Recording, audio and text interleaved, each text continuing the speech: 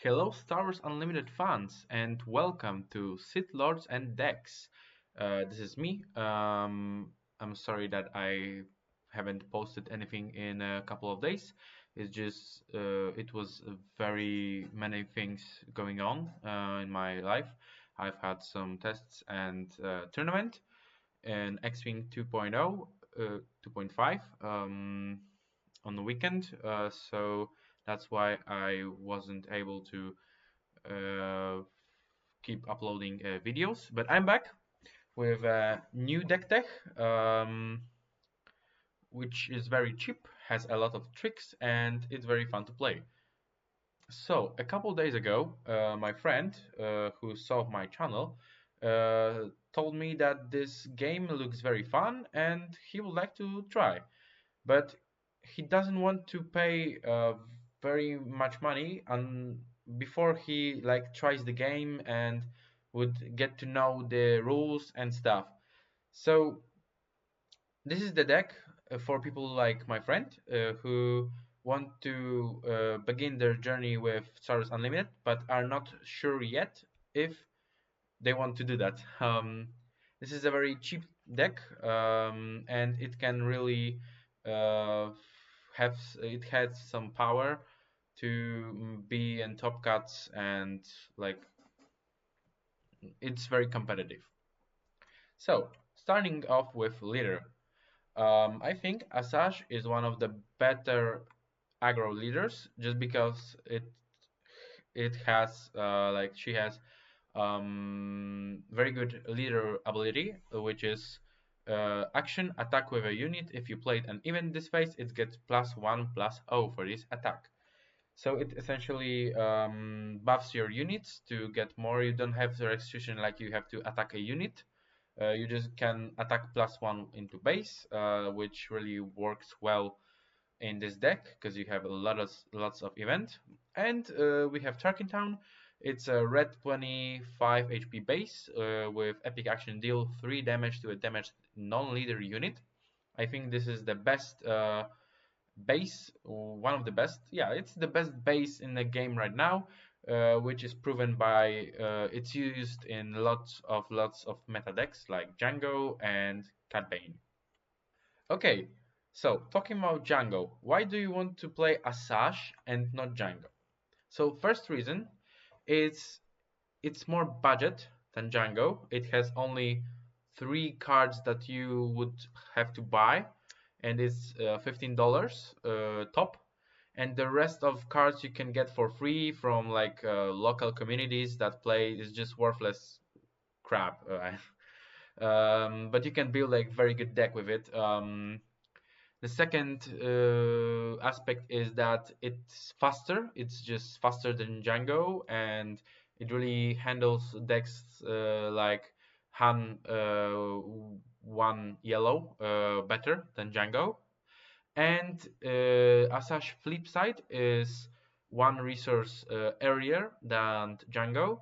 You flip, you have 3/4, and because Asajj have Force trait, you can just equip her with Fallen Lightsaber and buff her to 6/7. On attack, you can use this ability because she's a Force unit. So this is the deck. I've done some research. I've got inspired by many great others Asajj decks I've saw on Discords, and this is what I came up with for my friend.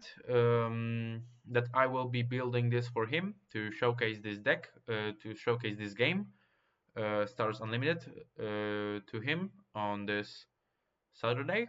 So the first card is Political Pressure. Choose an opponent, they discard a random card, or they give you 2 battle droid tokens. So it's essentially for pay 1, discard a card, because opponents are likely or more likely to discard the card than to give you more battle droid tokens. It's a good card because it's an event and you can use Asajj ability after playing that. Next up, we got 3 copies of Daring Raid. It's just a very fast card to just close up some games when you are missing some damage on an opponent's base. Just very simple card, deal 2 damage to a base or a unit. Next up we got Separatist Commando, 3 copies, that's 2 attack, 3 health, Separatist Droid and Trooper. It's very good because it has Ride 2, so it's very aggro. Essentially, when it's attack, if you control a Separatist unit, it becomes 4 attack and 3 health. Then we got this funny little droid, that's 2/1, and when defeated he deals 2 damage to opponent base. It's very cool.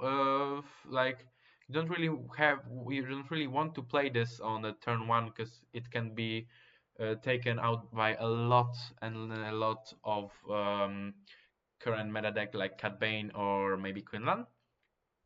But it's a fun play to just deal some damage to a base. Next up we got Mercenary Gunship, that's just a very good space unit 3/2. If you have and you don't want to play budget, you feel free to exchange the Mercenary Gunship for Kylo Ren Tile Silencer. I think it's better because of you don't have to worry about opponent playing Mercenary Gunship for 4 on his side and stealing it from you. Next up, we got Vanguard Droid Bomber. It's a very cool card when you have some separatist plays, separatist units on the board. It's just very simple. Deal 2 damage to a base if you control a separatist unit, and it's just 2/2 space unit for 2. We got some 3 copies of Surprise Strike. Very cool to see with Asajj because she essentially attacks for 7. Breaking in, again, just to buff up some attacks, some units to attack better. Like Asajj, for example, it deals 6 damage, but it gains Saboteur. So it's very cool if the opponent thinks he has some Sentinel on boards and he will stop you. Droid Deployment, very cool play for turn 1, but you want to use those droid to exploit, but I will explain it later. We got 2 copies of Fallen Lightsaber. This is just card that you want to play on Asajj. If you were Asajj died, you are more likely to be this card to be resourced because you don't have any more attractive units that you want to attach this to. Triple Dart Grade, this is the most expensive card in this deck, but it's the best card in this deck. So it allows you to search the top 7 cards of your deck for a vehicle unit, and you may play it for 5 resources less and ready it. And after this round, at the end of the round, you return it to your hand. So it essentially deals some damage into a base and then draw this space unit. Lurking TIE Phantom, great card against control matchups. You're just hitting them for 4 every turn and they can't do much about it. We had some waylays to get rid of like super laser technicians to just slow the opponent. Or maybe get rid of sentinels, those high cost sentinels. We got on the doorstep to just create some more baffle droid tokens that you would want to kill for exploit. We got infiltrating demolisher. This is just solid 4/5 for 2 because you can exploit it and hit as saboteur. So again, you ignore sentinels, you ignore shields. It's just a very good card. Then we got Ruthless Raider, 3 copies, one of the best space cards. It's just very good. If you have some straight up 2 damage into a base, you can pair it with Triple Dark Raid to play it for 4 resources. Then we got Squadron of Vultures, again, exploit card, and Heavy Persuader Tank, again, exploit separatist card. When played, deal 3 damage to a unit on the ground. And in sideboard, we got 3 copies of Force Choke, just good for matchups when you want to get rid of more sentinels like Royal's Guard against Palpatine. 2 copies of No Good to Me Dead, very good against other aggro decks. For example, you can tap out Sabine for 2 rounds and like in this time win a game.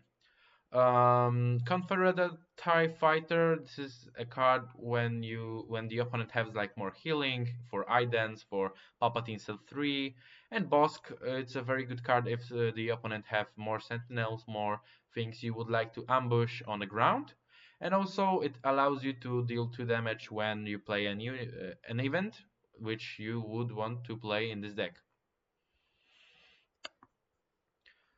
And the last, we got some combos. The first combo I want to talk about is Triple Dark Drake with Ruthless Raider. So essentially you pay 4 resources, you deal 2 damage to a base, 2 damage to a unit, then you may deal 4 damage to a base, so that's 6, and when the round ends, you just draw this card into your hand, so that's very good. You can play it again and deal 2 more damage. So in results, you have 4 damage from vehicle and 2 damage from one plate ability, so that's 6 damage into a base if you want to speed the damage. And the other trick is Triple Dark Raid paired with Squadron of Vultures and Heavy Persuader Tank.